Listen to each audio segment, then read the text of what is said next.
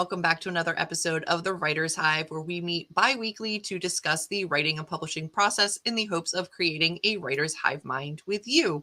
Today, we are going to be talking about CPs or critique partners, both from an author standpoint and from the standpoint of the person doing the critiquing. So we're going to discuss all the things that make a smooth critique partner process.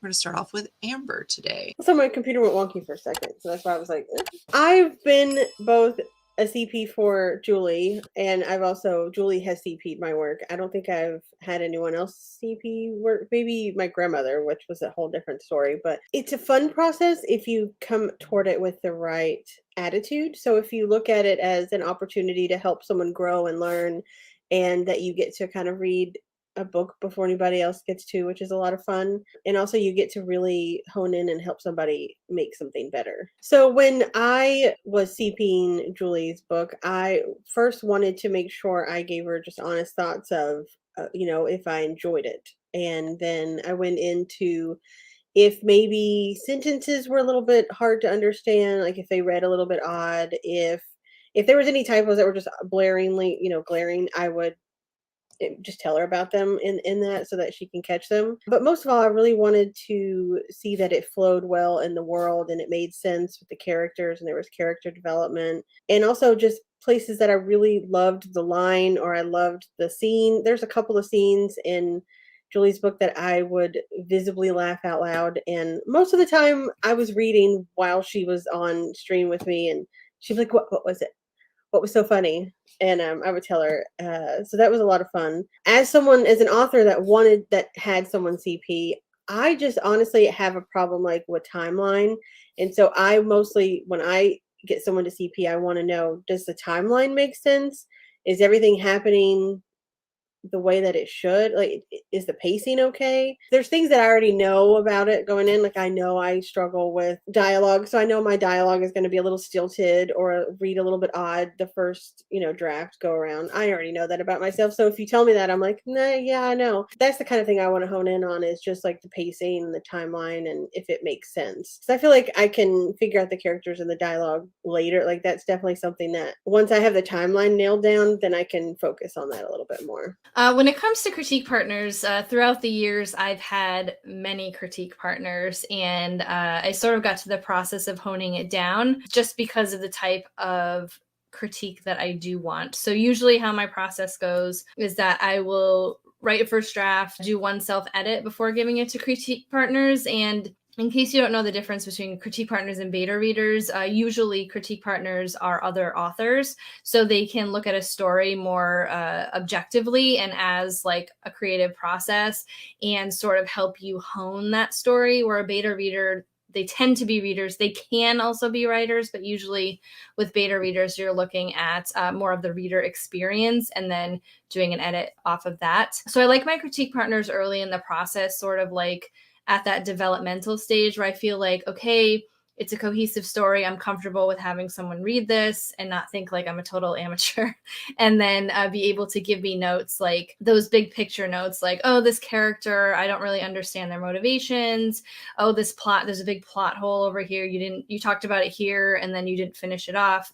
Things like that, more developmental things. Like I said, I've had many critique partners throughout the years. So it's sort of honing what you are looking for when you look for a critique partner and when you ask for feedback like this. In the past, I was in a critique group where we would meet once a month and we'd sort of talk about a chapter or two. I find that didn't really help me. It did help a lot of people in that group where they really want to hone in on certain things. But for me, I want someone to read the entire story in a sitting or in a week or 2 weeks and then be able to give me like the whole arc of the story, like what I can change. So that really, you really have to figure out what you're looking for when you seek out critique partners. For me, critique partners have been pretty easy for me to choose. My writer pool is a little bit smaller. So as long as it's something that they read, I don't want to have a critique partner who doesn't read in the genre that I'm trying to publish in or write in. I want them to be interested in the story, excited to read the story, but also be able to look at it through a critical eye. So for me right now, critique partners on book 2, I want them to have experience with book 1. So that kind of limits, again, who I can use for critique partnering. For me, I think it's really valuable to get that first response. Like, I like to see the LOLs or the hearts, and then what they think is quotable that I might be able to use in marketing, but then also alongside the things that need fixing or things that felt rushed or not fleshed out enough, or I would have loved to see this from this POV, or this is a little bit, too much tell, not show. I think when you choose critique partners, when you are critiquing either from either side of the equation, having trust and understanding, knowing how the other person works is really important. Because if I'm CPing Amber or Caitlin, both of which I've done, I understand that they want honest, constructive feedback, that I don't have to worry necessarily about hurting feelings or holding back my feedback, because they're going to be sensitive to corrections or suggestions. Finding somebody that you work with well in that capacity, I think, is really important, because I want to be able to help my friends or the people that trust me with their book make it the best book possible. So having a conversation before the process starts about what they're truly looking for, I like to usually give a little bit of like an email along with a book saying, here's the spots where I think I'm weak, but I'd love to know what you think. I already know that this might need a little bit of help. If you have any thoughts on this, and then just give them carte blanche. Like, I'm here for whatever kind of feedback you can come to me for. I want to make this the best book possible. Having those conversations before the process starts, so there's no hurt feelings at the end of it, is really important, because a lot of the times at least for me, my first instinct is to hold back and not comment because I don't want to upset anybody. So having those conversations up front is really important for me. And then being as organized as you can. It's really easy to kind of get sucked up into a story because we're all readers, and just let yourself read and not comment on things. Digesting a book as a CP is a lot different than digesting it as a reader. I think for me personally, being a reader who annotates, it helps me slow down and kind of really dissect a story, so that when I CP, I'm already of the mindset of slowing down and looking at things from like a more micro level. But having organized thoughts at the end of it, whether it's track changes, a Google Doc, so that they can have usable information. I've had CPs who came to me with a Word doc, and they would not reference a page number or a specific line, and they would just say, oh, this didn't work here. And I'm like, where? Like, I don't know where that is in my document. That doesn't help me right now. And then, you're spending more time trying to find where that sentence was or where that exchange was than you are in like fixing it. And then having access to them maybe afterwards as you're going through their notes. If you have any questions, being able to talk to them about that, ask them questions about that. I love both sides of the process. I truly do think that for a long time, I thought it had to be like a very solitary act, and finding critique partners in other authors has made it a really enjoyable experience to be a part of the community. I think it's one of the things that really bonds you to the community a lot more, is when you have that exchange of early writing, because there's a lot of trust that goes into the exchange of that first initial kind of more raw document. It's one of my favorite things to do. Do we always, as the writers, have time to do that for every single project that comes across us? Not always. I think that really keeping it to the projects that you're excited about can also be helpful, because you don't ever want to be resentful of time taken to go and do that project, because you want it to be as helpful and useful to the other author as humanly possible. But respecting timelines, if an author gives you a timeline of like 2 weeks because they have to turn around and get it to a publisher or XYZ, if you don't think you can commit to something, being honest about that. But for the most part, it is such a positive, affirming thing. And I think you learn and grow so much from seeing how other writers write, that it can really help you in your own process. I will note, every writer writes differently, right? So I tend to focus a lot on my character development and my dialogue, but not as much on description. Amber is kind of the opposite. She will, describe a scene and really put you in there, but not focus as much on the dialogue. Knowing when to offer feedback on a story without changing the other author's voice is really important. because everybody has a different writing style and a different writing, approach. So she might just say, hey, I see things very vividly in my mind, but in this particular situation, I can't put a picture together. So you might need to add something here. It's so invaluable before you get to a beta reading process to have trusted CPs. I found that just jumping off that point, Julie, that you made, when it comes to offering suggestions and things like that, it can be a little muddled just based on the reader's own biases and things like that, or how they write. What I have found helpful is usually asking questions. At least that's been very helpful to me. So sort of explaining, like, I don't really know where you're going with this. Can you be a little more clear to your motivations, instead of, well, I think she should say this and do that? Because I have had critique partners like that, and that is absolutely not helpful. And having so many, I've grown a thick skin, but especially if you yourself are an early writer, or the other author is, like, those types of very, like, those statements versus questions can be really hurtful. It can really put someone in a position where, like, they don't think they're good enough, or they don't know how to fix things. So that open dialogue, Julie, as you also discussed, it does go both ways, between you and your critique partner, and you as a critique partner and the other author. So just make sure that if you are more comfortable, like, having a face-to-face meeting or a Zoom meeting, or you prefer text, just make sure that it's very open, and, there's no tone issues or anything, you trying to change someone else's work, or you thinking that someone else wants to change your work. So just sort of be cognizant of that when you are offering feedback as well as accepting it. The communication is probably, like you said, the most important part, because, like Julie was saying, I know Julie has aphantasia, and I know that she can't see these things in her head when she's writing them, whereas I see things in my head pretty well. Like, I'm at the other end of the spectrum, and so I would look out for things that, like, you could probably, like, beef up the description here just to make it a little bit more vivid. I need a little bit more.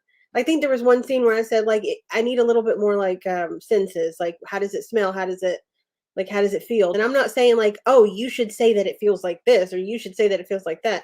That's not my job, right? That's just like, hey, I just need a little bit more description here. That's it. Like, you go about that how you will. I just wanted to add another point as well when it comes to critique partners. As Julie mentioned, in terms of timeline, there's also the idea of, like, how many times you should use a critique partner, a specific critique partner. That's why it's so important to probably have more than one if you are able to, because when someone reads your story for the first time, there's always those surprises and twists, and depending on your genre. So I would advise, and at some point, if you have someone reading it over and over and over again, these things sort of turn into like the writer reading it over and over and over again. They can't really see anything as new anymore. So I would suggest, when you are choosing a critique partner, make sure you choose it at a specific point in your process that you really need that feedback. Make sure your story is as good as you can make it at that point, because if you give someone, like, a really, really first draft, and it's completely full of plot holes and everything else, and you give it to someone, they're going to focus on a lot of these things, and then giving it back to them, it probably won't be as effective the second time around. When it comes to meeting a critique partner for the first time, I have found it's very helpful that you, obviously, as Julie said, make sure they read your genre. That's helpful. That you also sort of have a process of, like, sampling them and seeing if they are going to fit for your writing style, because I've had a few in the past that thankfully I only did maybe a couple chapters with them, and just one in particular was just so upset about the feedback, and, like, they just were very argumentative and about every point. And it's like, okay, maybe you're not at this stage to be able to use a critique partner, but at least I didn't critique their whole book and sort of, waste my time in that sense. So I think just sampling out the person, exchanging a few chapters, and if you work really well together, then you can expand to do, like, full manuscripts together. And also, in terms of cultivating a critique partner relationship, make sure that, if they scratch your back, you scratch theirs. Don't send them 10 manuscripts and then you're too busy every time they try to send you a manuscript. It's just not fair, because a lot of times this is not like a paid position. I don't know of any paid critique partner positions. I'm sure they're out there, but you're sort of just exchanging time and resources with another writer. So just be fair at any point in the process. You give them as much feedback as they give you. So on the other end of the spectrum, if you are the one that's doing the critiquing of someone else's book, know that, like everyone here has said, everyone has their own writing style, everyone has their own voice, everyone has their own way of crafting story. And so if you give feedback, and let's say you say, I don't think that this is really needed in the story, but the author really loves that part of the story and wants to keep it, don't get offended that they didn't take your advice and went ahead with it, because ultimately it's their story and they can choose whether to take your critique or not. It's not a personal thing. If they say, I don't really want to do that, I want to keep that, then you just say, okay, that's fine. That was just my opinion. Don't assume as a critique partner that you have to take all of their advice, and don't assume that they are going to take all of your advice. This is just more opinions so that they're out of their own head and able to see it from other points of view. And even though I know it's off topic, I think the same can be said for editorial feedback. Like when you're querying and you're getting feedback from anybody, right? At the end of the day, it's your story. They gave feedback. Hey, I think this, if you did this might be better. If you're picking a CP partner, it's probably because there's some level of trust or understanding or professionalism between the two of you. So maybe discussing that with them, like, hey, I feel pretty strongly this direction. Could you explain to me a little bit more about why you felt strongly about it this direction? And then you might be able to come to a common ground or understand where they were coming from better. Just like a quick touch base. Hey, I saw this note. I kind of feel strongly that I would prefer to keep this in.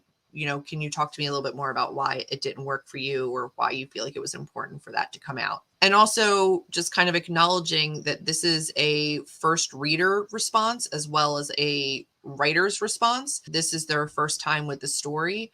How they read it and how they interpret it could be potentially how one of your readers in the future could read it and interpret it, and understanding that your intentions for a specific scene or dialogue might be one thing, but the way it's received is another. And just kind of like letting that go and getting some clarification there might help you down the road. A thick skin is important, but an open mind is also really important. And understanding that a writer's understanding of the world and character and intention is a lot different than a reader's understanding is why I think communication and understanding between CP and authors is so important. Well, then I think that might be it for our critique partner episode. I would love to know your top tips for working with critique partners. What have you found that has really, really worked for you? Let's share it in a comment down below so that we can continue to help others in the community. Thank you so much for joining us for today's episode. If you are interested in following any of us on social media, all of our links will be down below. We will see you in the next one. Bye, everybody. Wow, you got blown. Like when you turned, it got really blown out. I saw that. Like, I don't know what it's looking at that it thinks it's so. Maybe your hair, the darkness of your hair, it thinks that like